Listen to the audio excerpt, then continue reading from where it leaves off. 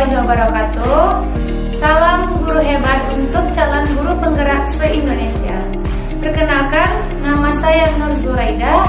Saya berasal dari SMK Negeri 1 Puo, Kabupaten Kampar. Izinkan saya untuk memaparkan aksi nyata saya di modul 1.4, yaitu budaya positif. Perkenalkan, nama fasilitator saya adalah Ibu Raden Rara Sri Murni Hartati dan pengajar praktik saya adalah Ibu Rusmini. Begini Bu, saya sebagai CGP Angkatan 6 di sekolah kita ini ingin melaksanakan rencana tindak lanjut. Karena kemarin kami belajar tentang modul budaya positif dan saya ingin mengubah posisi kontrol saya itu pertama dari sebagai teman dan penghukum selama ini menjadi posisi kontrol manajer. Kemudian saya juga minta izin sama Ibu untuk bisa membagikan pemahaman ini kepada rekan guru lain, yaitu tentang budaya positif yang akan kami laksanakan di sekolah ini. Nah, kemudian di dalam kelas kami juga akan melaksanakan itu keyakinan kelas. Di sana akan ada kesepakatan antara guru dan siswa. Kesepakatan itulah yang akan kami laksanakan sehari-harinya. Kemudian kami juga akan melaksanakan segitiga restitusi. Itu dalam penyelesaian masalah-masalah yang dihadapi di sekolah ini, terutama siswa-siswi kita. Kemudian terakhir saya akan meminta izin kepada Ibu sekali lagi untuk bisa menjadi coach kepada rekan-rekan guru lainnya supaya rencana tindak lanjut kami ini bisa berjalan dengan lancar. Terima kasih Bu. Oke, semoga apa yang Ibu rencanakan bisa berjalan dengan baik dan bisa memotivasi proses belajar dengan program dan modul yang telah Ibu kuasai dan berbagi dengan teman-teman sejawat. Terima kasih Bu.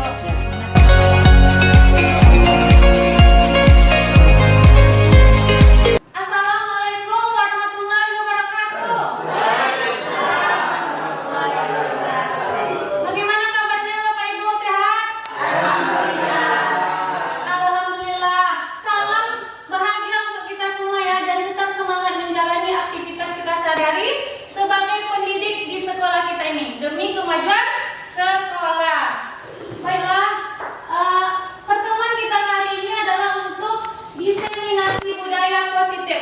Saya dan rekan-rekan teman lainnya, calon guru penggerak angkatan ke-6, ingin menyampaikan bagaimana sih budaya positif itu yang akan kita terapkan di sekolah kita ini. Baiklah, lanjut. Tetapi sebelum kita memulai materinya, ada baiknya kita dulu melakukan ice breaking, ya, pemanasan dulu supaya lebih panas. Oke. Sekarang silakan duduk berpasangan hadap-hadap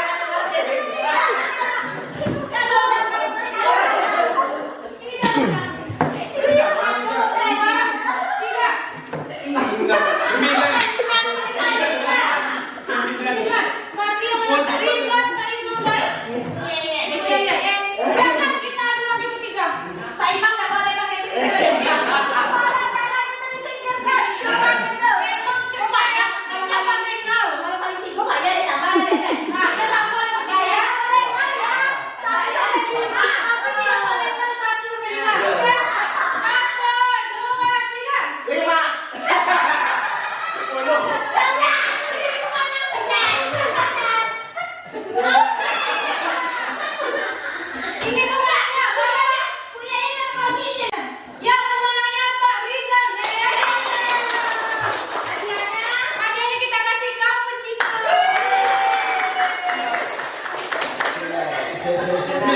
Terima kasih Pak Rizal. S2.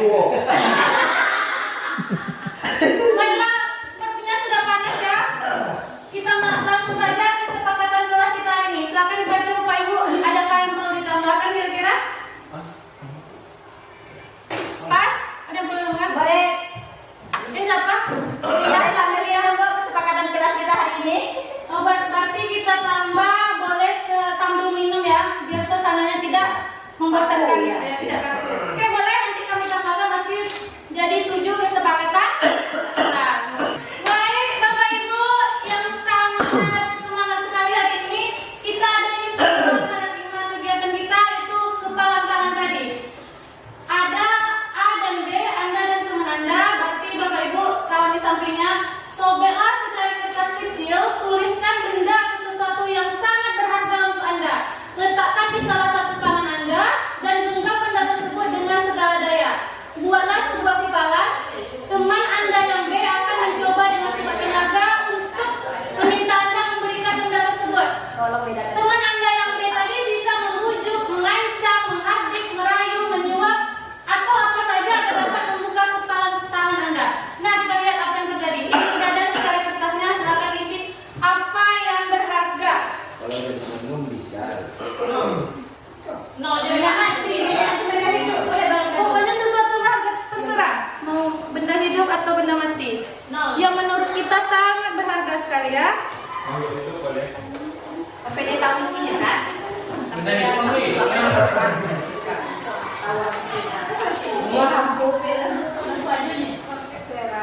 Jerman juara.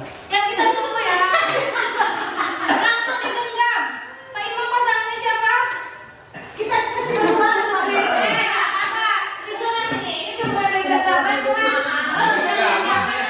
Genggam-genggaman. Nanti tidak mungkin Pak Imam merayu itu yang kan.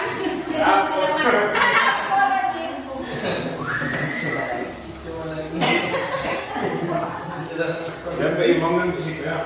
Dan langsung digenggam. Dan silakan lakukan terserah. Mau kalian rayu kalau di samping, mau dihakik, mau diancam silakan. Bagaimana? Ya betul lah.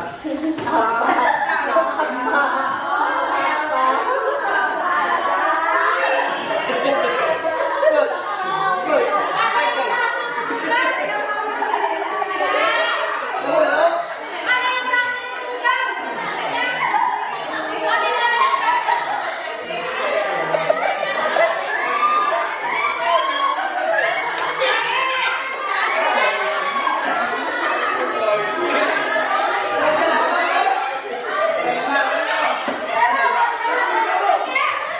Baik, Bapak Ibu, sudah ada selesai? Ada yang dibuka tadi? Jadi apa kira-kira kesimpulannya setelah mempertahankan hak kita tadi? Ya, Bu Yaya, apa kira-kira Bu Yaya? Berat mempertahankan. Walaupun itu sesuatu milik kita tapi berat mempertahankan. Ada lagi? Yang lain? Perlu sebuah pengorbanan ternyata ya untuk mempertahankan apa yang berharga bagi kita itu. Jadi sesuatu yang berharga itu harus kita memiliki kontrol, oke? Begitu juga dengan murid kita yang ada di kelas. Baiklah Bapak Ibu guru hebat sekalian. Adapun materi kita tentang budaya positif ini akan saya jabarkan untuk beberapa menit ke depan, yaitu pertama ada disiplin positif dan nilai-nilai kebajikan universal. Nah, dalam rangka menciptakan lingkungan yang positif, salah satu strategi yang perlu kita tinjau kembali adalah penerapan disiplin di sekolah kita. Jadi kita lihat, kita pahami, kita terapkan budaya disiplin tersebut. Dari mana? Dimulai dari diri sendiri dulu, baru bisa kita menggerakkan yang lainnya untuk menerapkan budaya positif ini. Jadi kita tanya, apa artinya disiplin itu? Kita tanya juga sama diri kita sendiri. Kita tahu makna disiplin itu apa, maka setelah itu kita hayati, kita laksanakan, baru bisa kita sebarkan ke yang lainnya.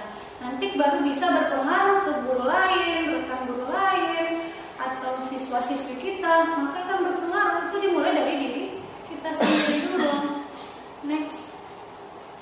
Nah, di sini kita lihat apa sih makna dari disiplin itu. Kayak di sini, ketika kita mendengar kata disiplin, apa yang terbayang di benak kita kira-kira Bapak Ibu? Coba Ibu bayangkan, apa sih disiplin itu?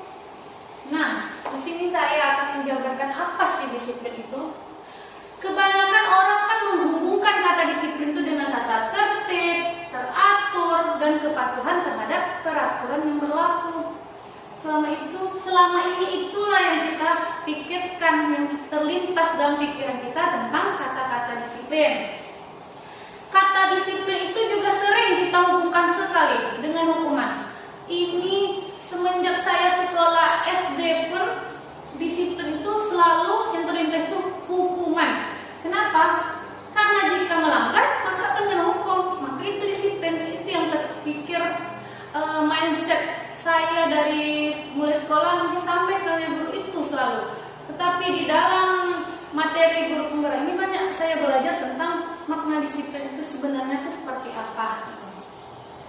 Nah, kemudian justru ya salah satu alternatif terakhir, disiplin yang menurut kita hukuman itu merupakan alternatif terakhir, dan bila perlu tidak digunakan sama sekali ya hukuman tersebut, karena itu bisa merusak rasa percaya diri siswa, bisa memunculkan rasa ketakutan kalau mendengar kata-kata hukuman. Nah, dalam budaya kita makna disiplin itu dimaknai menjadi sesuatu yang dilakukan seseorang lain untuk mendapatkan kepatuhan. Kenapa? Karena ketika tidak disiplin, berarti tidak patuh. Itu yang selalu kita terapkan. Berarti tidak patuh, tidak mematuhi peraturan, dan itu melanggar semua peraturan, berarti yang terpikir adalah kepatuhan. Selanjutnya, kita juga cenderung menghubungkan kata disiplin ini dengan ketidaknyamanan. Kenapa? Karena kita bawa aja ke diri kita sendiri. Misalnya, kita bernostalgia kita sekolah dulu, kita terlambat, kita tidak mengerjakan tugas, atau ada sesuatu hal yang mendesak, sehingga tugas yang diberikan guru tidak on time kita kerjakan. Maka di situ guru menghukum, guru memberikan sanksi, maka muncullah rasa ketidaknyamanan kita sebagai siswa-siswi. Kenapa? Aduh, gelisah bawaannya di dalam kelas karena hukuman yang terbayang, konsekuensi saja yang terbayang. Maka itulah yang harus kita rubah lagi untuk sekarang dan ke depannya. Nah, di dalam berhubungan dengan disiplin tadi ada nilai-nilai kebajikan universal.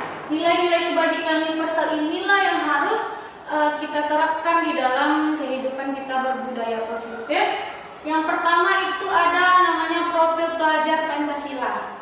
Profil pelajar Pancasila ini sudah dilakukan, sudah diterapkan di sekolah-sekolah, terutama yang sudah menggunakan kurikulum Merdeka. Di sana ada beberapa profil Pancasila seperti Tuhan Yang Maha Esa, berakhlak mulia, gotong royong dan sebagainya. Maka itu yang harus kita terapkan nanti dalam nilai-nilai kebajikan. Yang kedua itu adalah Ibu Primary Years Program atau PYP. Yang ketiga adalah 9 pilar karakter atau Indonesian Heritage Foundation. Yang keempat adalah petunjuk seumur hidup dan keterampilan hidup, lifelong goal, the lines and life skill. Yang kelima itu the 7 essential virtues atau golden moral intelligence, Mikhail Borba. Yang keenam adalah the Futures Project atau project nilai-nilai kebajikan. Next. Adapun teori motivasi, hukuman dan penghargaan serta restitusi, tentu semua ini memiliki teori ya, berdasarkan pakar-pakarnya masing-masing. Di sini saya angkat itu D.N. Goosen dalam bukunya itu Restructuring Schooling Discipline menyatakan ada 3 motivasi perilaku manusia kita lihat bersama Bapak Ibu. Yang pertama yaitu untuk menghindari ketidaknyamanan atau hukuman. Di sini dinilai motivasinya yang paling rendah. Kenapa? Ketika kita lihat perilaku manusia, motivasinya, anak-anak itu akan merasa tidak nyaman ketika kita langsung menghukum mereka. Contohnya, ada anak siswa yang terlambat datang, saya sebagai guru piket misalnya, langsung saya hukum, kamu harus ini, kamu harus melakukan ini. Maka di situ muncul rasa ketidaknyamanan. Daripada saya terlambat, lebih baik saya tidak hadir sama sekali. Mungkin itu yang muncul, salah satu pikiran anak tersebut. Jadi rasa ketidaknyamanan itu yang tercipta.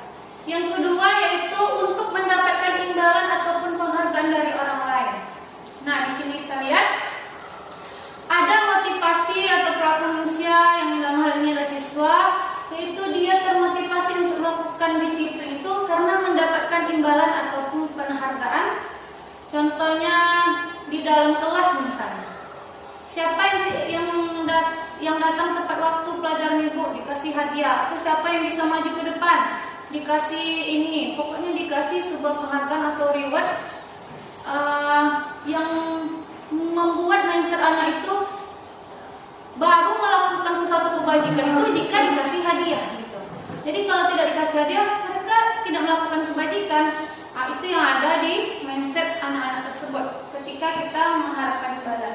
Nah, yang ketiga ini coba kita lihat, untuk menjadi orang yang mereka inginkan dan menghargai diri sendiri dengan nilai-nilai yang mereka percaya. Nah, disinilah kita lihat ada hati nurani anak-anak tersebut muncul. Kenapa? Karena mereka melakukan sebuah kebajikan itu dari dasar diri dia sendiri, dari hati mereka yang paling dalam, bukan karena takut hukuman, bukan karena mengharapkan imbalan, tapi mereka langsung sadar dari diri sendiri. Jadi disinilah munculnya kesadaran, yaitu dengan nilai-nilai yang mereka percaya, jika mereka melakukan kebajikan itu juga akan mendatangkan kebajikan bagi diri dia sendiri.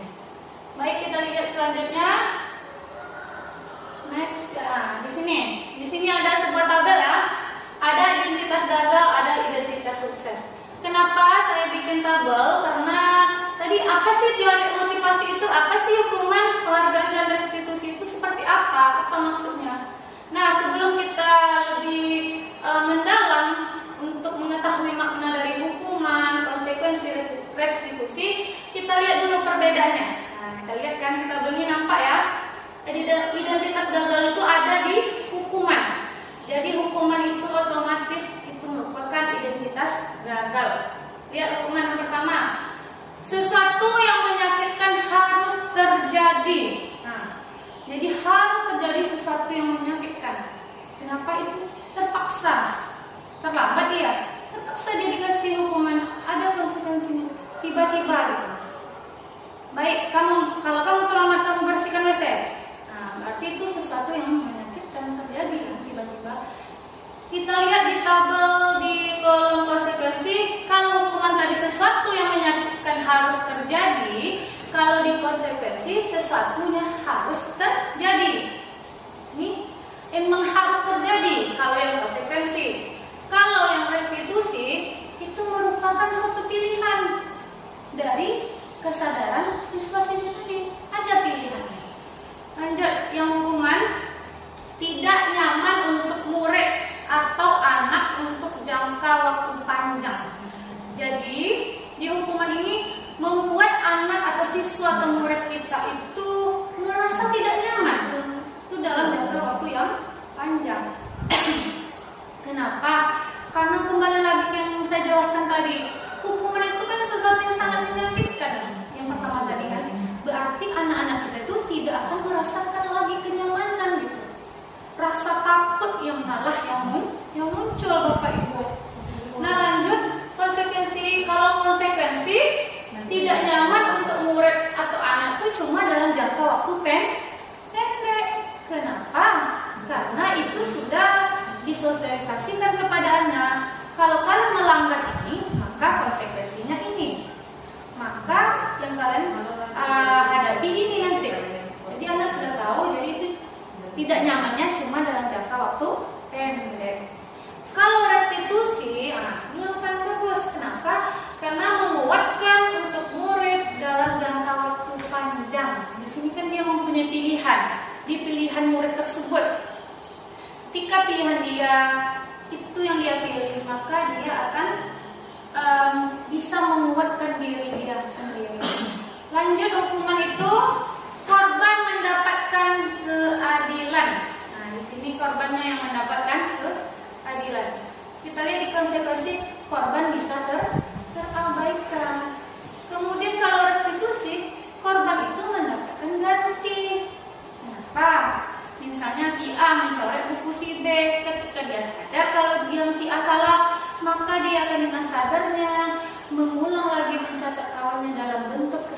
dirinya kalau dia memang salah.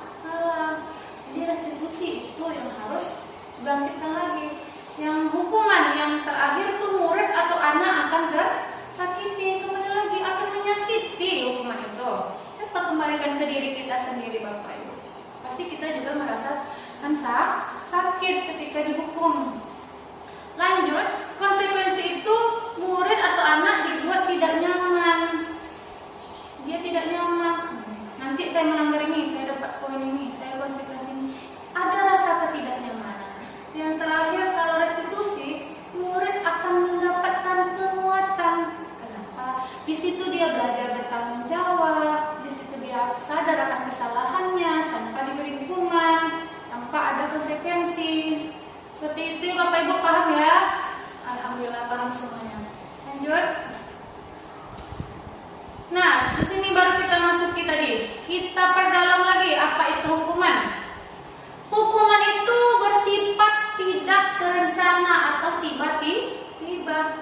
Anak ataupun murid tidak tahu apa yang akan terjadi dan tidak dilibatkan. Kenapa? Si A terlambat datang, dia tidak tahu apa nanti yang terjadi ketika dia terlambat datang. Misal, saya guru piket berada di depan pagar menunggu anak. Ada anak terlambat, mungkin bisa saja saya tutup pagar tersebut atau boleh anak tersebut masuk, tapi dengan syarat dihukum terlebih dahulu. Disuruh mengerjakan sesuatu yang mungkin membuat anak tidak nyaman. Nah, hukuman itu juga bersifat satu arah dari pihak guru yang memberi dan murid hanya menerima tanpa melalui suatu kesepakatan ataupun pengarahan dari pihak guru baik sebelum ataupun sesudahnya. Kenapa satu arah? Karena kita langsung memberikan nanti anak itu apa hukuman tersebut, anak yang terlambat tersebut misalnya kan, dia datang terlambat, langsung kita just, kamu terlambat, kamu wajib mengerjakan ini, kamu terlambat, kamu bersihkan ini. Itu satu arah, anak-anak hanya bisa menerima ya apa yang kita perintahkan saja. Tidak ada kesepakatan antara anak dengan guru, karena itu hukuman. Lain setelah itu, hukuman yang diberikan bisa juga berupa fisik maupun psikis. Murid atau anak akan disakiti oleh perbuatan dan kata-kata. Jadi sekarang itu banyak kan kita lihat seperti contoh bully. Bully itu kan ada yang psikis dan ada yang fisik. Jadi tidak semua fisik saja yang menyakiti ya. Psikis pun juga bisa menyakiti dari omongan. Dari omongan seorang guru menjudge anak itu seperti ini. Kamu seperti ini, berkata kasar misalnya kita kepada anak yang melanggar peraturan. Dan itu bisa berpengaruh kepada psikis anak tersebut. Nah, kemudian kalau fisik mungkin kita hukum dengan menggunakan tenaganya, membersihkan WC, membersihkan ini, itu dan sebagainya, misalnya push up dan sebagainya, itu merupakan hukuman fisik. Lanjut. Kemudian konsekuensi. Konsekuensi itu adalah sesuatu yang terencana ataupun sudah disepakati Bapak Ibu. Nah, sudah dibahas dan disetujui juga oleh murid dan guru.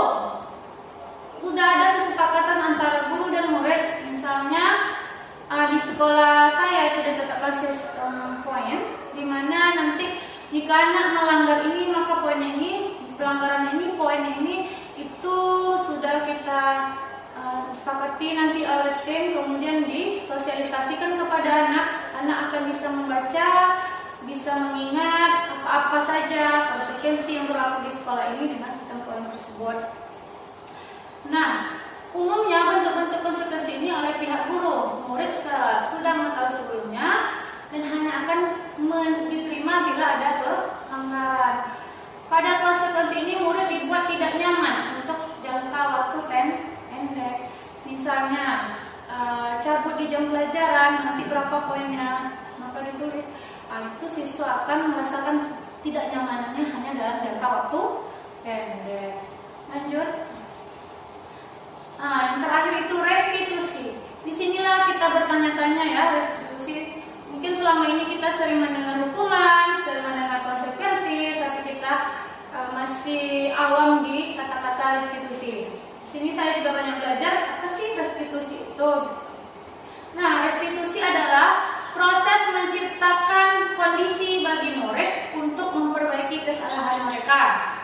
sehingga mereka bisa kembali pada kelompok mereka dengan karakter yang lebih kuat. Itu menurut dosen tahun 2004. Kemudian restitusi juga merupakan proses kolaboratif yang mengajarkan murid untuk mencari solusi untuk masalah yang mereka hadapi dan membantu murid tersebut berpikir tentang orang seperti apa yang mereka inginkan dan bagaimana mereka harus memperlakukan orang lain. Itu menurut Chosong dosen tahun 1996. Ternyata sudah lama ya teori ini, cuman baru mungkin dibangkitkan lagi sekarang ini restitusi tersebut. Jadi di sini harus ada kolaborasi antara guru dengan siswa. Guru tidak boleh langsung menjudge siswa tersebut kalau dia salah, tapi guru harus menanyakan dulu, menstabilkan identitas dulu. Apa yang kamu lakukan ini nak? Apakah salah? Apa benar? Kemudian tanyakan apakah sesuai dengan keyakinan kelas yang sudah kita bikin. Kalau belum, apa yang seharusnya kamu lakukan? Maka anak tersebut akan sadar dengan dirinya sendiri. Oh, berarti saya akan melakukan ini karena saya sudah melanggar keyakinan kelas. Itulah namanya restitusi. Lanjut. Nah, ini dia keyakinan kelas yang kita bicarakan tadi. Keyakinan kelas ini biasanya selama ini ada mungkin dari sini Bapak Ibu yang sudah membuat keyakinan kelas. Mungkin sudah pernah ya, tapi dengan kata-kata kesepakatan kelas. Itu juga yang saya rasakan sewaktu saya jadi siswa dulu, yang ada itu kontrak kelas namanya dulu. Kontrak kelas, ada juga kesepakatan kelas. Tapi disinilah kita belajar yang ternyata itu merupakan satu keyakinan kelas. Nah, pembentukan keyakinan kelas atau sekolah ini ada beberapa nih ya. Beberapa ini. Yang pertama itu, coba lihat Bapak Ibu, keyakinan kelas bersifat lebih abstrak katanya, daripada peraturan, yaitu yang lebih rinci dan konkret, lebih terinci ya. Kalau keyakinan itu kelas itu sebetulnya lebih rinci. Kemudian keyakinan kelas itu dapat berupa pernyataan-pernyataan yang universal, bisa bersifat umum nanti. Kemudian pernyataan kelas itu senantiasa dibuat dalam bentuk positif. Kenapa? Karena kita sebagai guru tidak boleh menggunakan kata-kata negatif. Jadi kalau keyakinan kelas itu juga harus kita bentuk dengan nanti ada pernyataan atau kalimat-kalimat yang positif. Kenapa? Kalimat positif itu bisa membangun, sedangkan negatif itu nanti hanya ada kemunduran. Kemudian keyakinan kelas itu hendaknya tidak terlalu banyak, sehingga mudah diingat dan dipahami oleh semua warga kelas. Harus lebih simpel, mudah dipahami, langsung ke intinya saja, sehingga nanti anak-anak juga mudah untuk mengingatnya. Bukan saja kita juga ingat, anak juga harus ingat gitu. Jadi harus lebih simpel, lebih mudah dipahami lah intinya kalimat tersebut, tidak boleh bertele-tele. Kemudian keyakinan kelas sebaiknya sesuatu yang dapat diterapkan di lingkungan tersebut. Jangan nanti kita bikin keyakinan kelas tapi tidak bisa diterapkan di lingkungan sekolah kita. Jadi sesuatu yang bisa diterapkan, yang bisa dilaksanakan, yang masuk di akal juga. Kemudian semua warga kelas hendaknya ikut berkontribusi dalam pembuatan keyakinan kelas ini lewat kegiatan curah pendapat. Nah, di sini kita belajar juga bermusyawarah secara tidak langsung ya, karena kita berpendapat. Nanti Bapak Ibu, kalau Bapak Ibu menerapkan di kelas, nanti Bapak Ibu tanya apa pendapat anak-anak kita tentang keyakinan kelas. Jadi kita kumpulkan dulu pendapat anak-anaknya. Kalau ada yang sama, nanti kita satukan saja. Lalu kita sepakati lagi apakah ini bisa kita buat untuk keyakinan kelas kita atau tidak. Itu berdasarkan kesepakatan antara siswa dan kita. Jadi tidak hanya satu arah tadi ya. Jadi dua-duanya itu terlibat, semuanya terlibat, siswa maupun guru yang masuk pada jam tersebut. Di sini saya juga sudah praktekkan di beberapa kelas. Alhamdulillah sudah mulai bagus ininya ya, partisipasi anak-anak kita, dan mudah-mudahan ini tuh jangan hanya sampai di sini di awal saja, nanti kita teruskan terus sampai akhir semester, nanti lanjut lagi semester di tempat saja gitu, harus berjalan terus. Kemudian yang terakhir, bersedia meninjau kembali keyakinan kelas itu dari waktu ke waktu. Jadi harus tetap ditinjau ya. Sudah berjalan baik tidak dalam minggu ini misalnya tidak kita laksanakan, jangan, kita harus laksanakan terus, kita tinjau terus dari waktu ke waktu. Lanjut. Nah ini dia keyakinan kelas, ada yang bersikap positif, kita lihat tampak seperti apa, kita lihat datang tepat waktu, tidak tampaknya sering datang terlambat, tampaknya menjaga kebersihan kelas, berdoa sebelum belajar, memakai seragam sesuai aturan. Nah, ini contoh keyakinan kelas ya. Tampaknya seperti itu, tidak tampaknya buang sampah sembarangan. Kebalikan yang tampak tadi, acuh tak acuh saat belajar, memakai seragam sembarangan. Nah, itu yang tidak tampaknya. Kemudian percaya dan menghormati orang lain dan barang miliknya. Nah, seperti apa pula? Tadi bersikap positif. Yang ini percaya dan menghormati orang lain dan barang miliknya. Tampaknya seperti apa kita lihat ya? Biar nampak perbedaannya nanti. Yang tampaknya seperti menghargai guru dan orang lain, menyapa guru dan teman setiap berjumpa, meminta izin jika hendak memakai barang orang lain, kemudian percaya kepada orang dan teman, pada guru dan teman maksudnya, maaf. Yang tidak tampaknya seperti cuek terhadap guru dan orang lain, tidak ada, seperti tidak kelihatan aja guru dibuatnya. Misalnya kita lewat, dia tidak ada menegur, tidak ada menyapa, seakan-akan kita itu tidak ada. Itu yang tidak tampaknya. Tidak menyapa guru dan teman tadi ya, saat berjumpa cuek aja.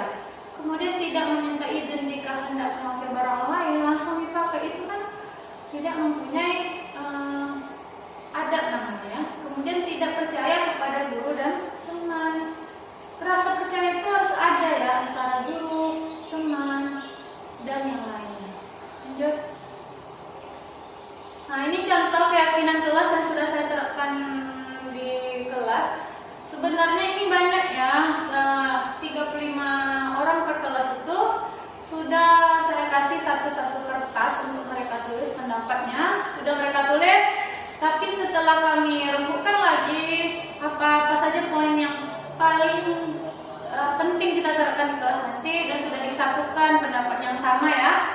Ini ada 5 keyakinan kelas yang saya bikin di kelas tersebut. Yang akhirnya kami sepakati di kelas tersebut ada 5 kelas. Bisa Ibu praktekkan nanti ya Bapak Ibu di kelas Bapak Ibu masing-masing. Next. Nah, di dalam kita berbudaya ini tentu ada kebutuhan dasar manusia yang harus kita miliki. Yang pertama itu bertahan hidup, kebutuhan dasar ya. Kita tuh pasti butuh untuk bertahan hidup. Silakan lihat diagramnya. Yang kita juga butuh kasih, rasa sayang yang diterima sama orang. Yang kemudian kita juga butuh kebebasan, kita juga butuh penguasaan, kemudian kita juga butuh kesenangan. Yang 5 ini adalah kebutuhan dasar ya. Kalau kebutuhan dasar tidak terpenuhi, maka bagaimana kita hidup dengan nyaman? Tentu tidak akan hidup dengan nyaman jika dasarnya saja kita tidak memiliki. Baik Bapak Ibu, kita lanjutkan dengan 5 posisi kontrol ya. Kenapa guru itu ada 5 macam posisi kontrol? Nah, nanti kita lihat posisi mana kita seharusnya sebagai guru. Yang pertama ada namanya posisi kontrol penghukum. Nampak ya Bapak Ibu ya? Ada penghukum. Yang kedua ada pembuat rasa bersalah. Yang ketiga ada teman. Yang keempat ada pemantau. Dan yang terakhir ada manajer. Nah, di sisi mana kita seharusnya, di posisi mana? Kita lihat. Ketika penghukum, bagaimana guru itu berbuat? Guru itu menghardik, menunjuk-nunjuk, menyakiti. Itu ketika penghukum. Nah, di sini penghukum yang nampak ya, menghardik, menunjuk-nunjuk, menyakiti, itu yang dilakukan oleh guru. Tapi kita lihat di membuat orang merasa bersalah, seperti apa guru berbuat? berceramah dan mengatakan seharusnya gini-gini, ibu kecewa gini-gini, itu berbuatnya. Yang ketiga itu posisi teman. Posisi teman ini membuat alasan-alasan untuk muridnya, jadi banyak alasannya itu. Kamu kan gini-gini, nanti ada ya guru berkata selanjutnya. Yang keempat itu pemantau. Pemantau itu gurunya berbuat nanti menghitung dan mengukur. Nah itu di posisi pemantau Bapak Ibu. Lanjut yang posisi manajer, guru tersebut akan mengajukan pertanyaan-pertanyaan. Nah seperti apa kita lihat guru berkatanya? Kalau dihukum, kalau kamu tidak melakukan, awas ya, rasakan saja nanti akibatnya. Nah itu yang dihukum. Pasti di sini Bapak Ibu tidak asingkan dengan yang penghukum ini, karena saya juga merasakan saya sebagai penghukum yang saya katakan bagaimana. Nah, tidak hampir sama dengan yang seperti saya contohkan ini. Inilah yang kita rasakan saya ini. Kemudian membuat orang merasa bersalah. Membuat orang merasa bersalah ini, kamu seharusnya seperti ini. Kamu sudah tahu, kamu bikin ibu stres saja. Itu membuat anak tersebut merasa bersalah. Jadi gara-gara kita ibu itu stres, gara-gara kita ibu itu begini, itu membuat anak merasa bersalah. Lanjut, kalau yang pemantau, apa peraturannya? Langsung ditanya anak, apa peraturan yang kamu langgar? Seperti itu pertanyaan nanti pemantau. Kemudian yang manajer. Nah inilah seharusnya kita sebagai guru kita harus sampai di posisi manajer. Posisi manajer itu pertama kita akan menanyakan anak tersebut, apa yang kamu lakukan salah? Misal kalau salah katanya, apa keyakinan kelas yang sudah kamu melanggar? Apakah kamu melanggar? Apa kamu masih ingat apa keyakinan kelas kita? Masih Bu katanya. Kalau masih, apa yang seharusnya kamu lakukan di sini? Anak nanti akan disuruh untuk bertanggung jawab. Tapi dia bertanggung jawab itu atas kesadaran diri dia sendiri. Nanti anak akan sadar ketika kita melakukan di posisi manajer ini. Lanjut, hasilnya seperti apa ketika guru itu sebagai penghukum? Siswa tersebut akan memberontak, menyalahkan orang lain, dan berbohong. Banyak efek negatifnya Bapak Ibu ketika kita menjadi guru yang penghukum. Kita juga pernah merasakannya ya Bapak Ibu waktu kita sekolah dulu. Lanjut, kalau orang merasa bersalah itu menyembunyikan tadi ya, berbohong tadi sama. Kalau membuat rasa bersalah anak itu nanti, iya Bu, tadi saya terlambat karena membantu orang gini-gini, padahal sebenarnya kan dia terlambat bangun tidur. Jadi si anak akan berbohong. Jadi intinya yang membuat rasa bersalah ini juga banyak efek negatifnya sebenarnya ya.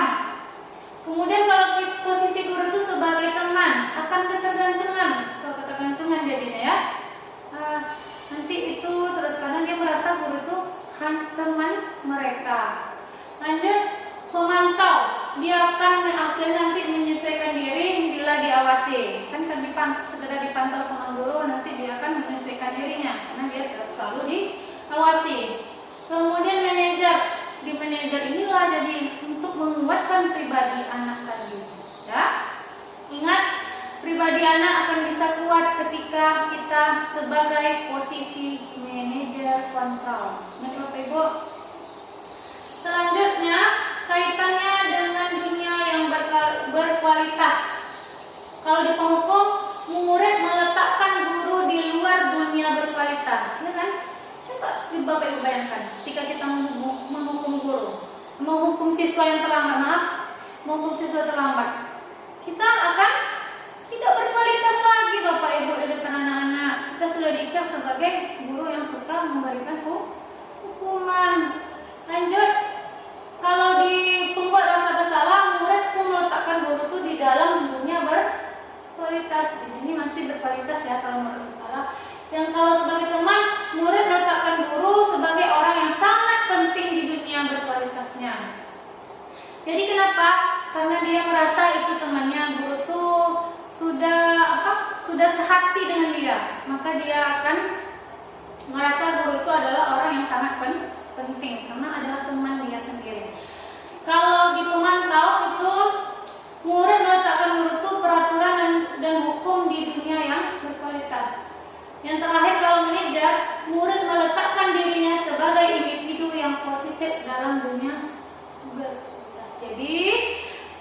lihat perbedaannya kan yang mana yang paling bagus, yaitu di posisi manajer kita menjadi individu yang positif.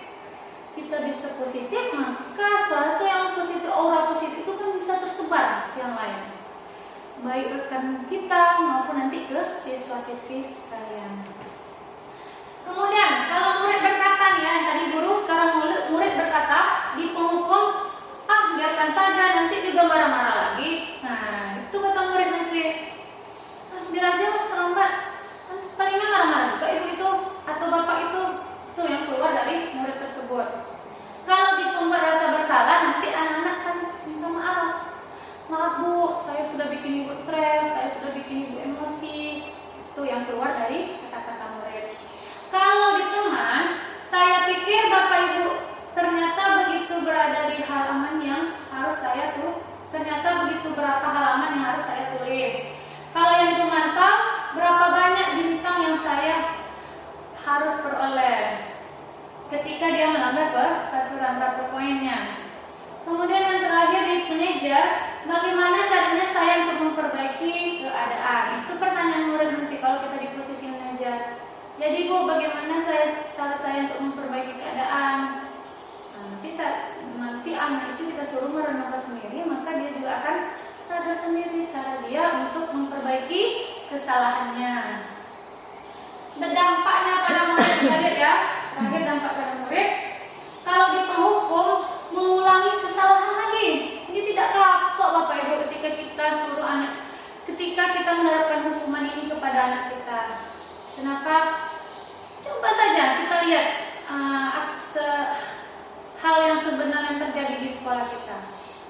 Setiap hari ada guru piket, ada satpam.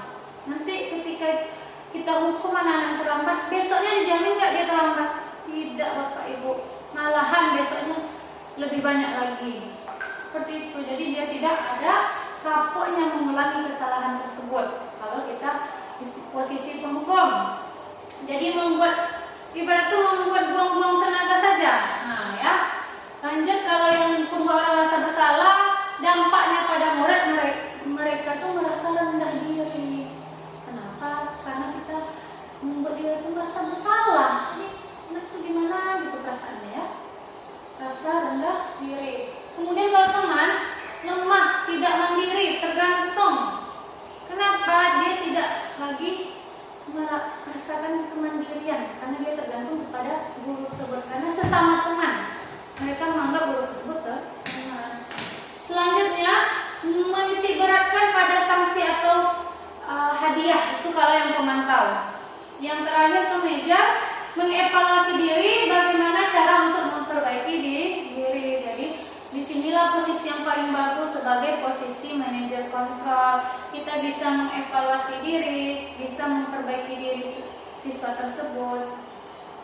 Next, sambil jalan-jalan ya Bapak Ibu. Lanjut, di sini ada, nampak Bapak Ibu segitiga restitusi? Nampak ya, ada segitiga warna merah, ada warna biru. Nah, nih lihat di dalam kotak warna biru, segitiga warna biru ada segitiga restitusi. Kemudian apa saja yang menjadi bagian dari segitiga restitusi tersebut? Ada pertama menstabilkan identitas. Ketika anak itu salah, kita tanya, apakah kamu yang lakukan ini salah? Ketika dia menjawab itu salah, baru kita menanyakan keyakinannya. Menurut kamu ini, kamu masih ingat tidak keyakinan kelas kita apa? Kamu melanggar keyakinan kelas kita tidak? Ketika dia menjawab ya, validasilah kebutuhannya. Sekarang apa yang kamu butuhkan? Kalau memang itu melanggar keyakinan kelas kamu sendiri, di situ mereka akan sadar ya, bahwa oh iya bu, saya akan ini, saya akan bertanggung jawab atas ini. Jadi dia ada kesadaran sendiri nanti anak tersebut. Ketika kita menerapkan segitiga restitusi ini. Nilai apa yang telah kita sepakati, nampak ya? Kamu ingin menjadi orang seperti apa? Di sini pertanyaan-pertanyaan yang positif. Kamu tentu punya alasan mengapa kamu melakukan ini. Nanti kita tanya kan, apa alasan kamu melakukan ini nak? Ada nggak cara yang lebih efektif untuk mendapatkan apa yang kamu butuhkan? Nah, selain dia melakukan kesalahan tadi nih, kita tanya, dapatkan selain ini, cara ini yang kamu pakai.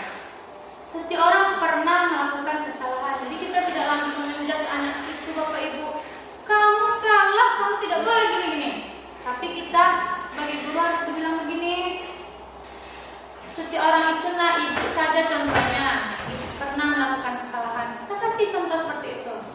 Karena manusia itu tidak luput dari dosa ataupun kesalahan. Nanti anak itu akan sadar dengan dirinya sendiri. Iya Bu, saya akan melakukan ini. Nah kamu bukan satu-satunya pernah melakukan kesalahan. Kita sampaikan seperti itu kepada anak.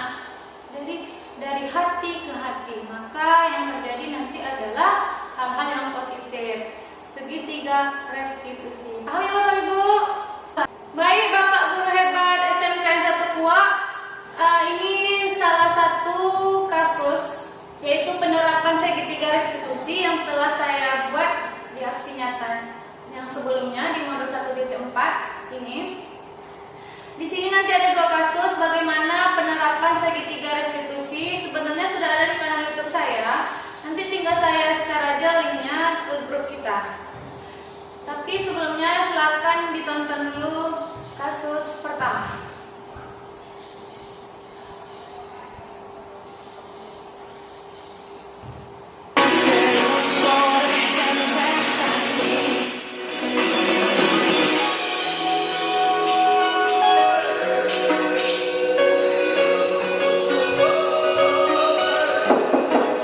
Assalamualaikum Bu. Ini siswa yang bermasalah ini. Masuk ini. Langsung saya panggil ke ruangan saya. Silakan duduk ini. Terima kasih Bu. Bagaimana kabarnya hari ini, Emi? Alhamdulillah sehat Bu. Alhamdulillah. Mau mengganggu jam istirahatnya ya. Apakah Emi sudah sarapan? Udah Bu. Nah, kalau begitu kita langsung saja ke pokok permasalahannya. Ibu perhatikan sudah 2 kali Emi tidak mengumpulkan tugas laporan hasil praktek kewirausahaan ini. Apakah Emi sadar Ini akan salah hal satu itu? contoh menstabilkan Ya, Bu, identitas. saya mengakui bahwa saya sudah 2 kali tidak mengerjakan tugas sesuai instruksi dari Ibu. Sebenarnya bukan kamu saja yang tidak Setelah itu mengerjakan kita tugas. validasi Ada tindakan yang beberapa salah teman tersebut. kamu, cuma 1 tugas yang belum mereka kerjakan, tapi setelah Ibu ingatkan mereka langsung mengerjakan tugasnya. Manusia itu tidak ada yang luput dari kesalahan ini, begitu juga dengan Ibu. Lantas kenapa kamu tidak mengerjakan tugas dari Ibu, Emi? Lupa Bu, Emi kira pengumpulan tugasnya masih lama Bu. Apakah Emi tidak ada berdiskusi dengan teman sekelasnya? Tidak Bu, Emi tidak pernah membahas tugas dengan teman-teman. Baiklah, kalau begitu setelah ini apakah Emi ada niatan untuk mengerjakan tugas dari Ibu? Ya Bu, Emi akan lebih giat mengerjakan tugasnya. Apakah Emi masih ingat tentang Setelah itu kita tanya keyakinan kelasnya. Masih ingat Bu, keyakinan kelas kita disiplin dan bertanggung jawab. Nah, orang yang disiplin dan bertanggung jawab itu seperti apa ini? Orang yang disiplin taat peraturan kelas dan peraturan sekolah Bu, dan bertanggung jawab berarti melakukan tugas dengan baik. Baguslah kalau Emi masih ingat. Berarti sekarang apa yang akan Emi lakukan? Emi meminta maaf kepada Ibu dan Emi berjanji akan lebih giat lagi mengerjakan tugas serta mengumpulkannya tepat waktu. Baiklah, kalau itu solusi dari Emi, Ibu terima maafnya, dimaafkan. Dan Ibu sangat menghargai sekali usaha dari Emi. Ibu akan lihat perkembangan ke depannya. Baiklah, kalau gitu cukup sampai di sini aja nih. Silakan lanjutkan istirahatnya. Ya, Bu. Terima kasih Bu. Waalaikumsalam. Ini kasus 1 ya. Assalamualaikum Setelah ini ada kasus warahmatullahi 2. wabarakatuh. Perkenalkan, nama saya Efni Kita lanjut Dea, kasus kedua. kelas 11 Hatmadi. Perasaan saya setelah melakukan praktek segitiga restitusi ini Ini testimoni anak ketika telah melakukan praktek karena segitiga restitusi. Ibu Nur menasihati saya dengan baik, sehingga saya dapat menyadari kesalahan saya dan segera memperbaikinya. Saya menjadi lebih bersemangat mengikuti pembelajaran. Sekian dari saya ucapkan terima kasih. Wassalamualaikum warahmatullahi wabarakatuh. Lanjut kasus kedua ya.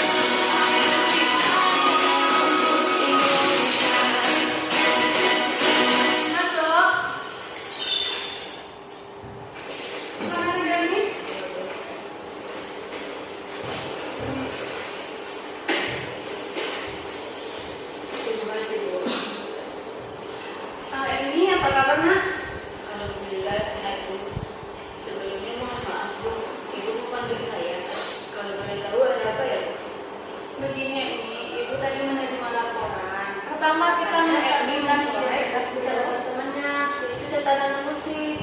Lucy tadi menangis. Apa benar demikian kejadiannya? Aduh Bu. Iya Bu. Kalau boleh tahu apa alasan ini mencoret buku Lucy? Karena si Lucy itu saya Bu, dia bilang saya suka telat dari kelasnya. Oh begitu ceritanya. Jadi apakah ini puas dengan mencoret catatan musik? Tidak apa-apa ini, manusia itu tidak luput dari kesalahan. Ibu juga pernah kok melakukan kesalahan. Jadi apakah ini masih ingat nggak kira-kira keyakinan kelas kita itu apa? Masih Bu, keyakinan kelas kita adalah bertanggung jawab dan saling menghargai sesama teman maupun guru. Jadi menurut Emi yang ini lakukan sudah mencerminkan keyakinan kelas kita belum? Tidak Bu, belum sesuai. Nah, kalau emang tidak sesuai dengan keyakinan kelas yang sudah kita sepakati, nah kira-kira bagaimana langkah selanjutnya yang akan dilakukan? Saya akan memperbaiki kesalahan yang sudah saya buat dan tidak akan mengulanginya lagi. Besok ini akan mendelusi untuk meminta maaf. Bagus. Nah, setelah itu apa yang akan dilakukan terhadap catatan Lucy? Ini akan mencatat ulang halaman yang sudah dicoret di buku Lucy. Baiklah, kalau begitu, Ibu sangat menghargai sekali apa cara yang kamu lakukan untuk memperbaiki diri tersebut. Ibu akan lihat perkembangannya ke depannya. Nah, mungkin cukup sampai di sini saja ini. Terima kasih sudah mau menemani Ibu. Baik Bu, terima kasih. Assalamualaikum. Hati-hati pulangnya ya. Waalaikumsalam. Nah, inilah contoh penerapan segitiga restitusi yang di sekolah kita.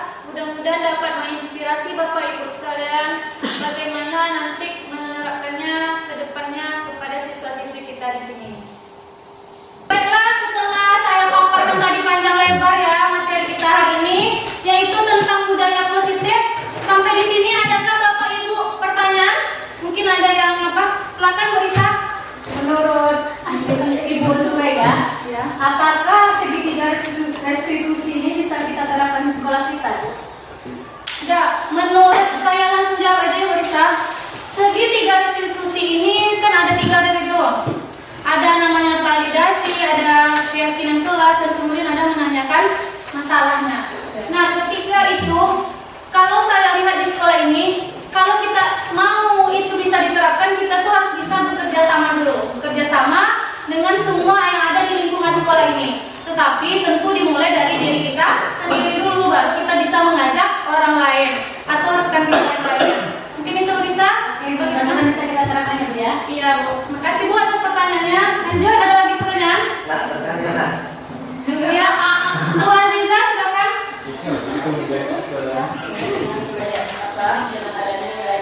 Apakah inseminasi ini bisa kita terapkan di sana yang jauh apa saja? Tentang kesepakatan kelas tadi ya. Ya, yang namanya kesepakatan kelas itu antara guru mata pelajaran dengan siswa-siswi yang ada di kelas tersebut. Bisa kita terapkan, tapi kita terapkan di awal pelajaran. Tapi kita harus minta pendapat siswa tersebut.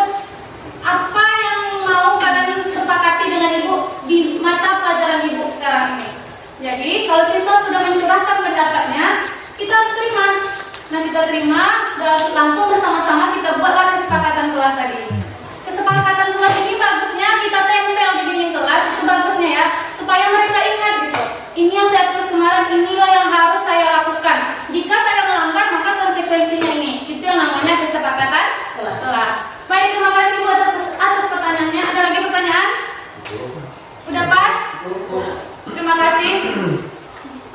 Tadi hasil dari pemaparan saya. Terima kasih banyak atas perhatian dan partisipasi Bapak Ibu sekalian. Mudah-mudahan kita bisa menerapkan budaya positif ini di sekolah kita ini, di sekolah tercinta kita ini. Dan kedepannya kita bisa bekerja sama dengan lebih baik lagi. Saya ucapkan wassalamualaikum warahmatullahi wabarakatuh. Assalamualaikum warahmatullahi wabarakatuh. Waalaikumsalam warahmatullahi wabarakatuh. Selamat pagi anak-anak. Pagi. Sehat? Sehat. Semangat? Semangat. Baik. Nah, baiklah anak-anak, sebelum kita memasuki pembelajaran, ada baiknya kita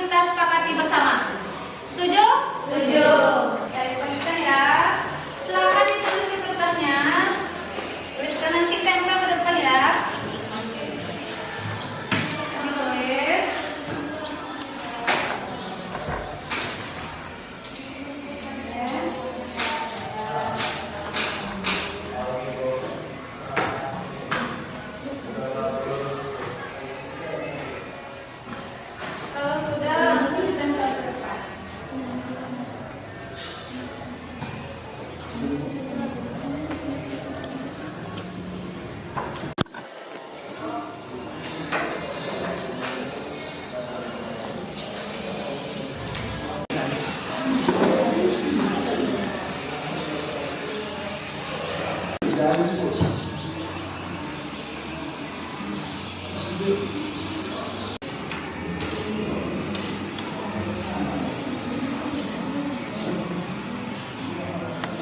Nah, silakan ditempelkan ke depan yang sudah menulis tadi, keyakinan kelas kita bersama. Silakan tempel anak ke depan. Satu ya.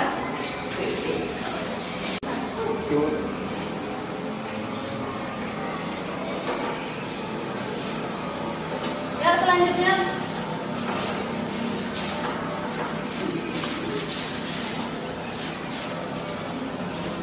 Ya, lanjut.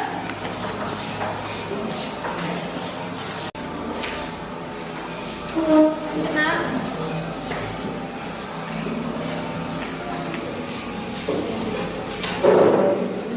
Ya, lanjut.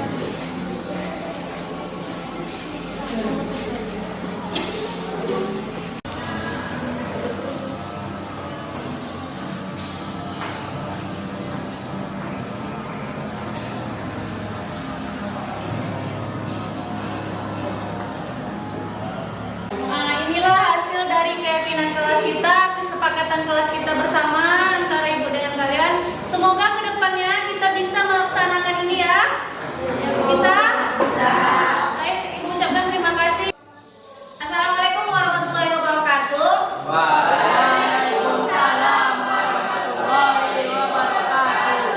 Morning, my student. How are you this morning? I'm fine too. Okay. For this today, I want make kesepakatan kelas atau keyakinan kelas. Oke, sebelum kita memulai pembelajaran, kita buat dulu kesepakatan kelas kita, keyakinan kelas kita. Masing-masing nanti silakan menuangkan apa yang mau diberikan saran untuk keyakinan kelasnya di kertas yang nanti ibu bagikan. Setelah ditulis nanti langsung ditempel di papan di depan keyakinan kelas.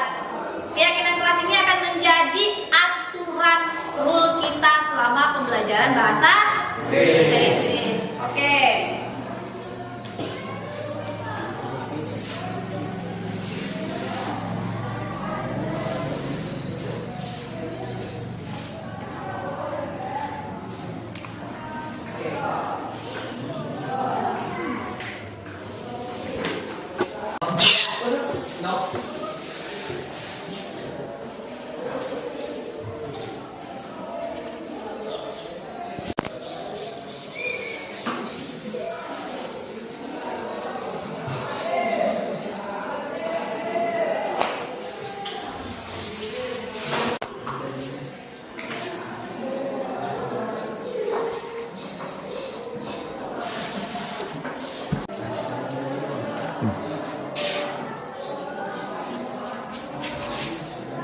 Baiklah anak-anak ibu sekalian, jadi ini keyakinan kelas kita yang sudah menjadi kesepakatan kita bersama yang harus kita ikuti, khusus pelajaran bahasa Inggris.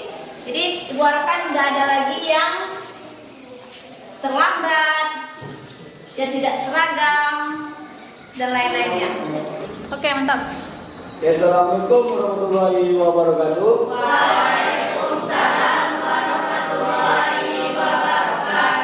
Salam bahagia untuk anak bapak semua. Semoga hari ini semua dalam keadaan sehat walafiat dan selalu berada di lingkungan Allah.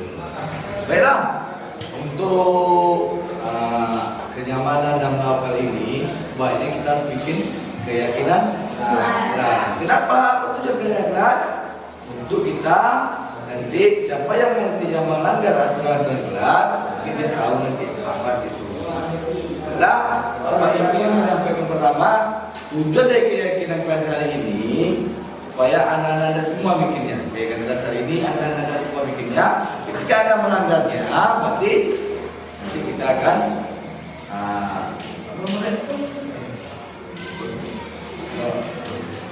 boleh Pak. Ini Bu.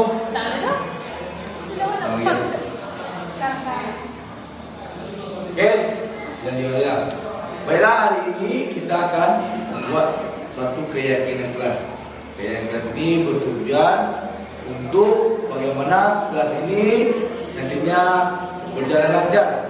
Ketika nanti ada permasalahan, berarti yang bikinnya adalah kita semua. Itu sebelum kalian bikin kelas, Bapak akan membagikan kelas ini, kalian sendiri yang bikin kelas ini. Siap? Siap. Untuk itu.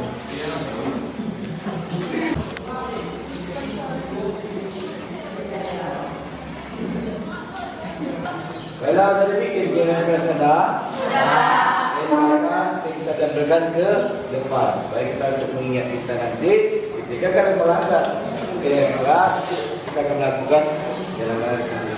Silakan tempel ke depan.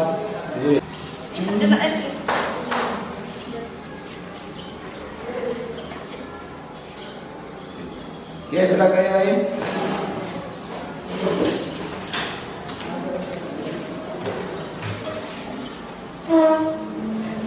Oke, yang lain lagi.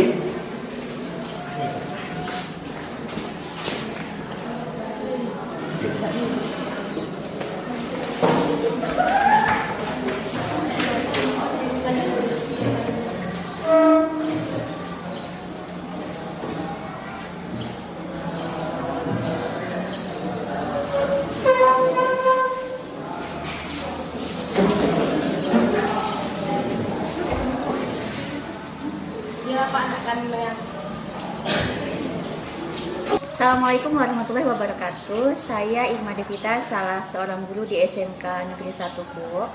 Dengan adanya dan dilakukannya aksi nyata tentang budaya positif oleh CGP yang bernama Ibu Nur Zuraida, saya sangat tertarik dengan aksi berbagi ilmu yang sudah dilakukan.